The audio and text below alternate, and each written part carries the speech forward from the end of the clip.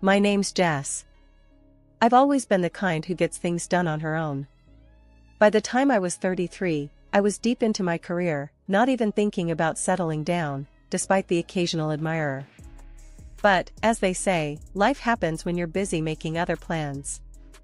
It was a regular Wednesday evening, and I was about to head home from work when my car decided it had other ideas. There I was, stranded in the office parking lot, hood up, hands on my hips, cursing under my breath at the smoking engine. That's when Tom walked over. I noticed him a few times around the lot. He worked in another part of the building. Tall, with a kind of quiet confidence about him, he had that look that said he could handle just about anything. "Car trouble?" he asked, an eyebrow raised as he approached. "You could say that," I replied, trying not to show my frustration. "It just started making this awful noise, and then smoke everywhere." Tom chuckled, which normally would tick me off, but there was something genuine about it that kept me calm. "Mind if I take a look?" "Be my guest." I gestured towards the open hood. "I'm Jess, by the way." "Tom," he said, extending a grease-free hand, surprisingly. "Let's see what's going on with this old beast."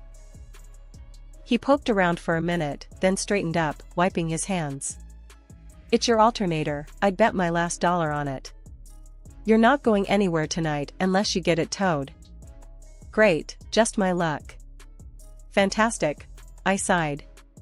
"Thanks for the diagnosis." Tom laughed again, pulling out his phone. "I've got a buddy who owns a shop not too far from here. Let me call him and see if he can help us out." While he talked on the phone, I couldn't help but notice how easy it was to just stand there with him. It wasn't like me to feel comfortable with a stranger so quickly. "Alright, he can tow your car tonight, and he'll look at it first thing tomorrow. I can give you a lift home if you need," Tom offered after he hung up. I hesitated for a moment. Mom always said not to get in cars with strangers, but then again, I wasn't exactly a kid anymore. "Sure, that'd be great. Thanks, Tom." "No problem. Just trying to be helpful," he said with a smile. "Besides, it's not every day I get to rescue a damsel in distress." "Whoa there, cowboy." I shot back playfully, "I'm no damsel, and I'm not in distress. I just have a stubborn car." "Noted." Tom grinned as we walked to his car. Stubborn car, tough owner. The drive was short but filled with easy conversation. We talked about work, our favorite places to eat around town, and some of the crazy experiences we had at our jobs. It was refreshing to talk to someone so normal. When he dropped me off at my apartment, he handed me a business card. "In case you need a ride to the shop tomorrow, or if your car gives you more grief." I took the card, a small smile playing on my lips. "Thanks, Tom. Maybe I'll call you, and not just for car troubles." He winked as he drove off, leaving me there with a weird feeling in my stomach. Excitement? Maybe. For the first time in a long while, I was actually looking forward to what tomorrow might bring. After Tom and I met, things moved pretty fast in a good way. He was open right from the start, which I respected a lot. But as we got closer, he started to share more about his family dynamics, and it wasn't the pretty picture I was used to growing up with. Tom's older brother, Mike, had always been the golden boy in the eyes of their parents, especially their mom, Linda. According to Tom, Linda doted on Mike, always talking him up as the smartest and most successful. Mike got more attention, more praise, and yeah, more of everything else too. Tom seemed to have made his peace with being the second fiddle, but for someone like me, who came from a family where love and fairness were a big deal, it was hard to swallow. I remember telling Tom, "It's not right, you know. You're just as great as anyone, Mike included." Tom just shrugged, a little uncomfortable. "That's just how it is, Jess. I've dealt with it. Let's not make waves, okay?" The first time I met Linda, it was clear she wasn't thrilled about me. It wasn't anything she said outright, it was more the way she talked about Mike in front of us, barely acknowledging Tom's achievements. "Mike just got promoted again. Can you believe it? We're so proud," she'd gush, while Tom just nodded along. Despite all that, I still tried to make a connection, but it felt like hitting a brick wall. Eventually, I realized maybe Tom and I were better off without trying so hard to win them over. 2 years down the line, Tom and I decided to tie the knot. It wasn't a big affair, just something small, with a few close friends and family. Mike, surprisingly, was genuinely happy for us, which was more than I could say for Linda and her husband. They showed up, sure, but there wasn't much joy in their congratulations. At the reception, I caught Linda boasting to another relative about Mike's latest business venture, loud enough for nearby tables to hear. I was mingling nearby with some of our friends when Tom caught my eye, a look of resignation on his face. I walked over to him, squeezing his hand. "Hey, let them talk about whatever. Today's about us, right?" I whispered. "Right," Tom nodded, giving me a small smile. "Thanks for putting up with all this, Jess." When Mike and his wife welcomed their first child, a boy, the entire family went all out.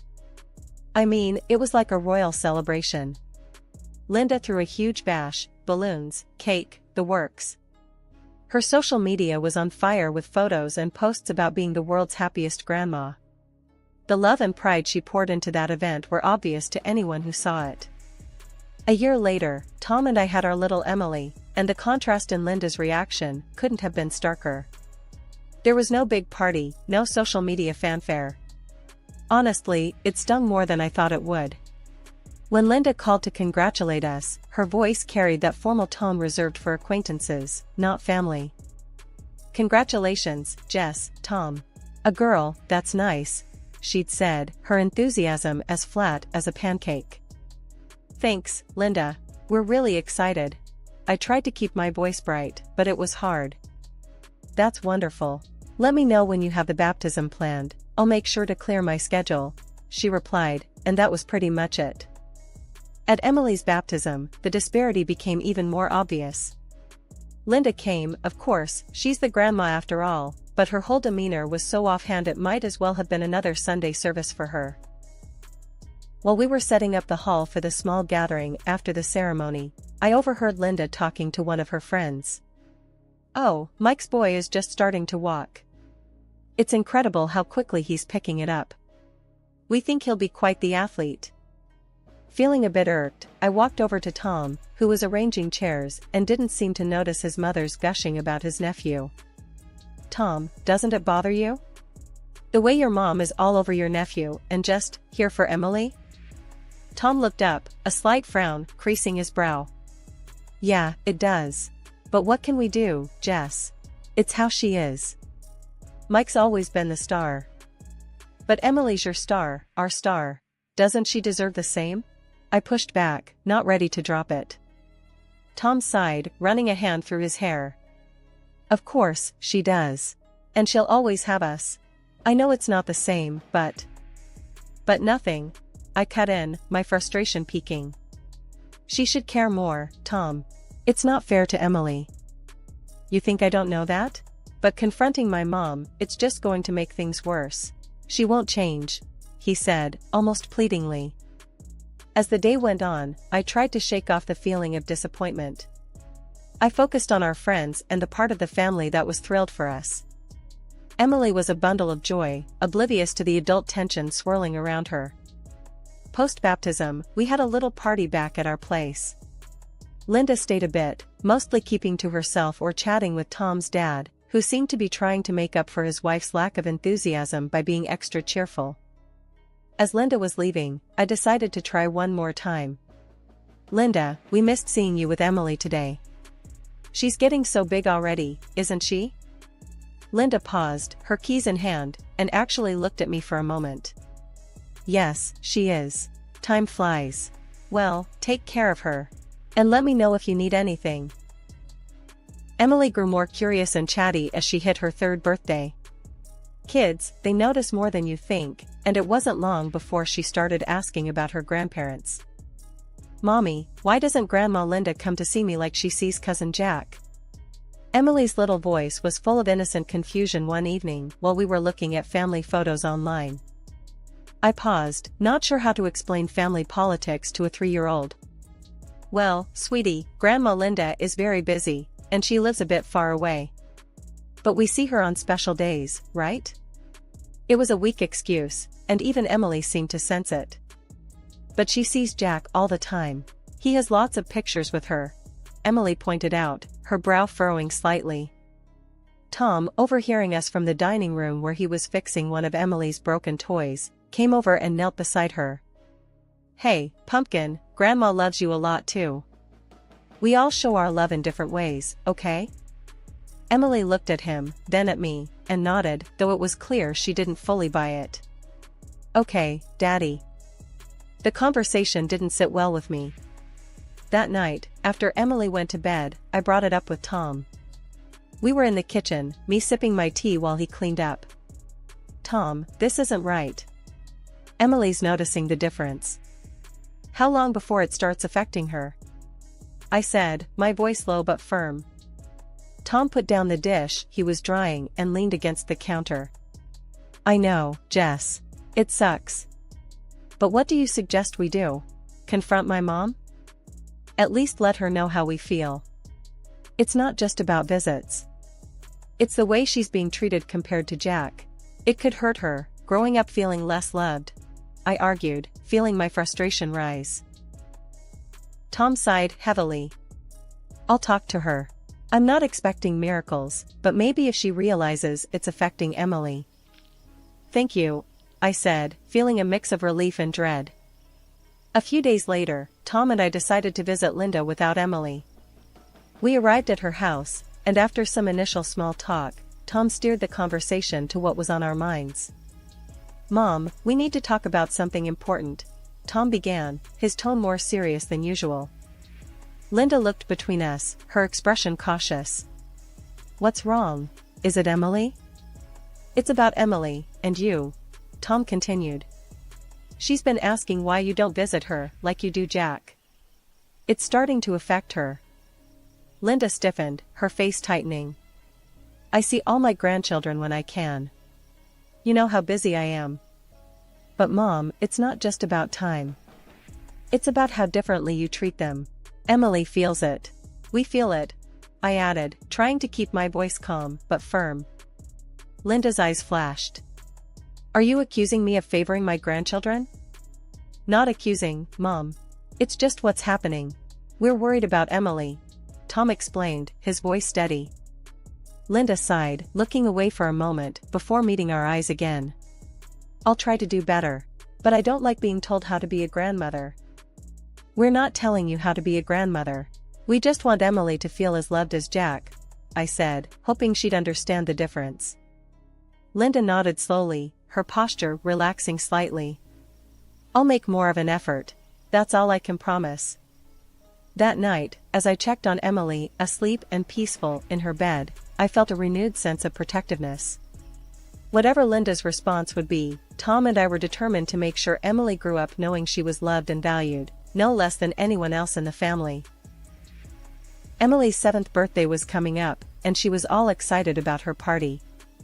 The house was decorated with balloons and streamers, and Emily was buzzing around in her favorite princess costume.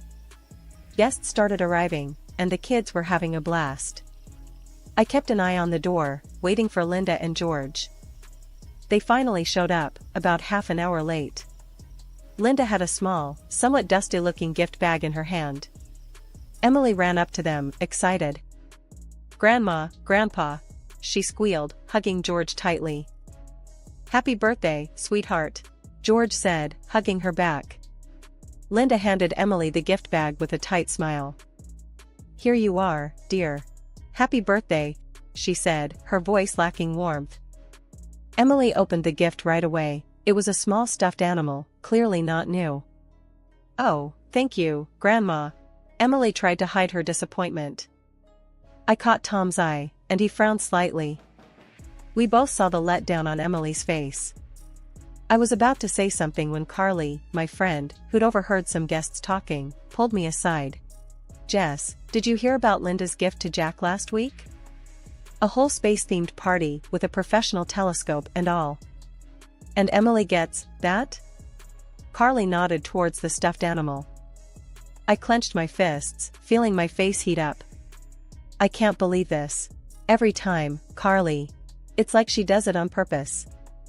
The party continued with lots of guests and relatives mingling and enjoying the day. Suddenly, I noticed Emily wasn't around. I found her crying in one of the rooms. "Sweetie, what happened?" I asked, kneeling beside her. "Mommy, Cousin Jack said I'm a second-class person and I need to wash up before I can play with him," she sobbed, wiping her tears with the back of her hand. I felt a surge of anger. "He said what?" I stood up, stormed into the living room, and pulled Tom aside. "Tom, Jack is bullying Emily. He just told her she's second class." Tom's face turned red with anger. "What? I'll sort this out." He immediately went to find his brother, Mike. Mike was taken aback. "I don't understand, Tom. Jack's just a kid. Where'd he get that idea?" Nearby, Jack, unaware of the grown-up tensions, casually mentioned, "Grandma said not to play with Emily. She told me." Silence fell over the room. Everyone turned to look at Linda, who was visibly embarrassed. "This is unacceptable, Linda. You need to apologize," one of the guests said out loud. Others murmured in agreement. Linda, cornered and flustered, muttered a reluctant apology and, looking at Emily, added, "I'm sorry, dear. How about we spend some time next week, just you and me?" Despite my doubts, I agreed. Maybe this was a chance for Linda to right her wrongs. I nodded, hoping for the best. "Okay, Linda. Let's try that."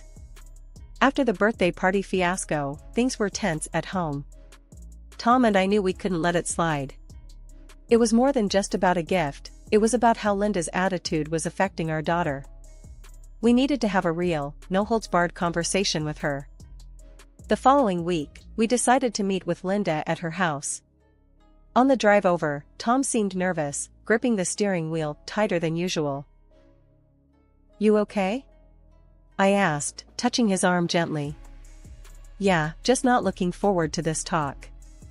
But it's got to be done, for Emily," he replied, his voice steady but strained. We arrived and found Linda in her garden, pruning some bushes. She looked up, wiping sweat from her brow with a dirty glove. "Tom, Jess, what brings you here? Something wrong?" Linda's voice was cautious, a hint of defensiveness already lacing her tone. "We need to talk, Mom. About what happened at Emily's party," Tom said, getting straight to the point. Linda sighed, setting down her gardening shears. "I thought this might be coming. Let's go inside." Once in the living room, I decided to kick things off. "Linda, what Jack said at the party, and your behavior, it's hurting Emily. She feels less loved, and that's not okay." Linda crossed her arms, her back straightening. "I already apologized for that. Jack's words were unfortunate, but kids say things without meaning them. It's more than just Jack, Linda. It's about how you treat her differently from her cousin. It sends a message, not just to the kids but to everyone," I pressed, trying to keep my voice calm but firm. Linda looked away, then back at us. "I do the best I can. I've always favored boys, it's just how I was raised. But I love all my grandchildren." "But your actions don't show that, Linda." "Actions speak louder than words," Tom interjected, his tone more forceful than I'd heard in a long time. There was a pause, heavy with tension, before Linda finally spoke, her voice softer, almost vulnerable. "Maybe I've been wrong. It's hard for me to admit, but perhaps I haven't been fair to Emily." Tom and I exchanged a quick glance, surprised by her admission. "I don't know how to fix this overnight, but I'm willing to try. For Emily," Linda continued, her eyes meeting mine, then Tom's. "We appreciate that, Linda. Maybe start by spending some quality time with Emily. Just the two of you," I suggested, hoping to bridge the gap. Linda nodded. "I'd like that. I'll call and set something up. A day at the zoo, perhaps? She likes animals, doesn't she?" "She does," I smiled, feeling a glimmer of hope. It was supposed to be a fresh start. Linda had promised to spend the whole day with Emily, just the two of them, which I thought was a great step towards mending their relationship. So, you can imagine my surprise when I saw her grandson, Jack, climbing into the car with them. Linda, I thought today was about you and Emily spending time together, I said, a bit confused as we stood by her car. I know, Jess, but I thought it would be good for them to have some time together too, to reconcile and fix things from the birthday party, Linda replied, sounding like she had the best intentions. Although hesitant, I didn't want to argue in front of the kids. Alright, just make sure Emily has a good time too, I said, and gave Emily a little hug and a kiss.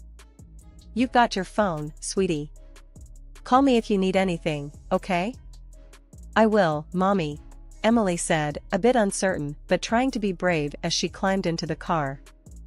I watched them drive off, feeling a mix of emotions but hoping for the best. Several hours later, my phone rang. It was Emily, and she was crying. Mommy, I'm so cold and I'm scared. She sobbed into the phone, her voice quivering. Baby, where are you? Why are you cold? It's warm outside, I said, my heart starting to race with worry. I'm at the ice rink, Mommy. Grandma went somewhere with Jack. I don't know where they are, she cried, and my worry turned into anger. The ice rink? Emily, why are you at an ice rink? Did Grandma not tell you where she was going? She said we were going for a walk, and then we came here. I didn't bring my jacket, Mommy. It's so cold, she continued, her voice shaking. Okay, sweetheart, find someone who works there, maybe at the desk or a coach, and give them the phone, I instructed, trying to keep my voice calm for her sake. A few minutes later, a man came on the line. Hello, I'm the skating instructor here. Your daughter was left unsupervised. We're keeping her safe and warm here with us. Thank you. I'm on my way, I'll be there as fast as I can, I replied, my voice firm but my mind reeling with frustration and anger. As I drove to the rink, my thoughts were a whirlwind. Why would Linda think it was okay to leave Emily at an ice rink alone? And where had she gone with Jack that was so important? When I reached the skating rink, Emily was safe, thankfully, but the scene was a mess. The rink staff had already called the police and the custody service due to the nature of the situation. My heart was pounding as I explained everything to the officers, detailing how Linda had irresponsibly left Emily alone and in an inappropriate environment. The grandma brought them here, skated for a bit, and then just took off with the boy when he fell, the skating instructor told the police, shaking his head. The little girl was shivering in her t-shirt and shorts. I was furious, listening to him. She's just a child, how could someone think she'd be okay alone in such a place? I said, my voice cracking with emotion as I gave my statement. The police took everything seriously. They confirmed with the mall security that Linda had been there with the kids for about an hour before rushing off, leaving Emily behind. The more they learned, the angrier I felt. I called Linda right there, needing answers. Linda, what were you thinking? Emily could have been seriously hurt. Jack was hurt, he needed me. Emily was fine when I left, Linda responded, her tone dismissive as if it was a minor oversight. Fine? You left her alone, Linda. She was freezing and terrified. I snapped back, hardly believing her lack of concern. After hanging up with Linda, I called Tom to tell him everything. He was livid, beyond upset.